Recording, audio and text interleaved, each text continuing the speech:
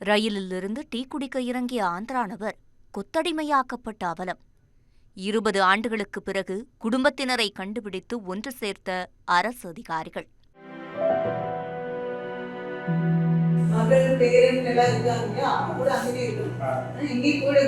சிவகங்கை மாவட்டம் காளையார்கோவில் அருகே 20 ஆண்டுகளுக்கும் மேலாக ஆடு மேய்க்க கொத்தடிமையாக வைக்கப்பட்டிருந்த ஆந்திர மாநிலத்தைச் சேர்ந்த முதியவரை தொழிலாளர் நலத்துறை அதிகாரிகள் மீட்டு அவரது குடும்பத்தினரை கண்டுபிடித்து அவர்களிடம் ஒப்படைத்த நிகழ்ச்சி சம்பவம் அரங்கேறியுள்ளது.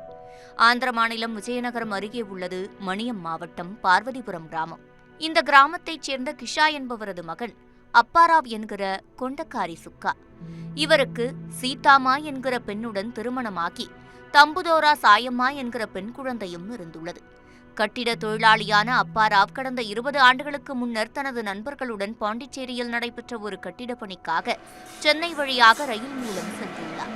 அச்சமயம் சென்னை ரயில் நிலையத்தில் டீ குடிப்பதற்காக இறங்கியவர் பாண்டிச்சேரி செல்லும் ரயிலை தவறவிட்டதுடன் ராமேஸ்வரம் செல்லும் ரயிலில் மாறுதலாக ஏறி பயணித்தவர் செல்லும் ஊர் தெரியாமல் சிவகங்கை ரயில் நிலையத்தில் இறங்கி நின்றவரை காளையார்கோவில் அடுத்துள்ள கடம்பகுளம் கிராமத்தைச் சேர்ந்த மலைக்கண்ணு என்பவர் இவரை பார்த்து வேலை தருவதாக கூறி அழைத்துச் சென்று ஆடுகளை மேய்க்க வைத்துள்ளார்.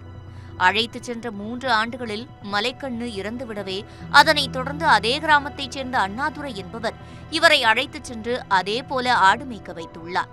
மேலும் கடந்த 17 ஆண்டுகளாக அப்பாராவிற்கு ஊதியம் எதுவும் வழங்காமல் வெறும் உணவு மட்டுமே வழங்கியதுடன் அப்பாராவ் ஊருக்கு செல்ல அனுமதி கேட்டும் வழங்காமல் ஊதியத்தை அப்பாராவின் வங்கியில் செலுத்தி வருவதாகவும் கூறி கொத்தடிமையாக வைத்து வேலை வாங்கியுள்ளனர்.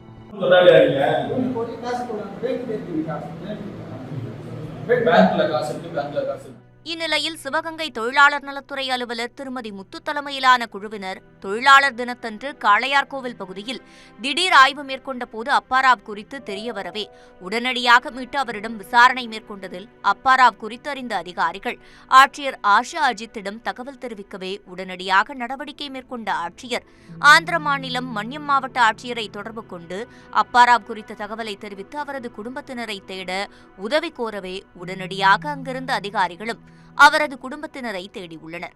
3 வார தேடுதலுக்கு பின் அப்பாராவின் மனைவி சீதாமா இறந்துவிட்ட நிலையில் அவரது மகள் தம்புதோரா சாயம்மாளுக்கு தம்புதோரா சந்து என்பவருடன் திருமணமாகி இருந்த நிலையில் மகள் சாயம்மாளுக்கு தகவல் தெரிவிக்கப்பட்டதுடன் அந்த அதிகாரிகளே அப்பாராவின் மகள் மற்றும் மருமகன் ஆகியோரை அழைத்து சிவகங்கை வந்ததுடன் அப்பாராவை குடும்பத்தினருடன் சேர்த்தனர்.